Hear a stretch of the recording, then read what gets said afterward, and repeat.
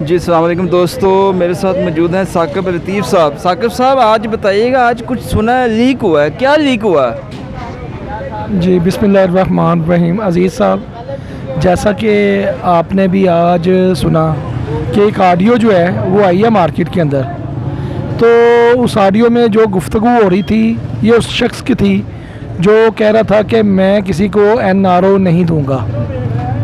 تو آج وہ آڈیو جب سامنے آئی تو پتہ چلا کہ یہ آصف علی زرداری صاحب سے NRO مانگ رہا ہے اور کہہ رہا ہے کہ جناب مجھے معاف کر دیں۔ اب یہ جو ہے نا صرف آڈیو نہیں لیک ہوئی، یہ اس بندے کا منافقت لیک ہوئی ہے۔ یہ جو منافقت کرتا ہے نا، جھوٹ بولتا ہے، یہ جس طرح لوگوں کو جھوٹ بول کے گمراہ کرتا ہے نا، تو آج اس کی اوقات لیک ہو گئی ہے۔ پتہ چل گیا، پوری دنیا کو پتہ چل گیا کہ یہ جو شخص ہے یہ پاکستان کے اندر انتشار پھیلانا چاہ رہا تھا۔ یہ جو شخص ہے اس نے پاکستان کے اندر نفرت کے بیج بوئے۔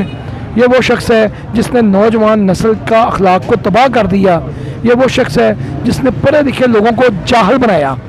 اور دیکھیں، اللہ کی لاٹھی بڑی بے آواز ہوتی ہے کہ یہ بندہ لوگوں کے بچے مروانے نکلا تھا۔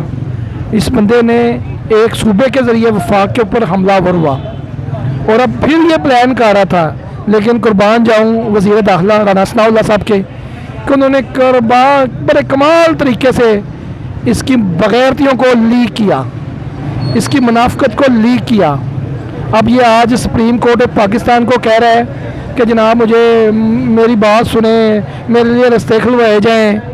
تو میری معزز جج صاحبان سے بھی درخواست ہے کہ خدا را اس بندے کی باتوں میں نہ آئیں۔ یہ بندہ بڑا منافق ہے، یہ ادارے کو نقصان پہنچا رہا ہے۔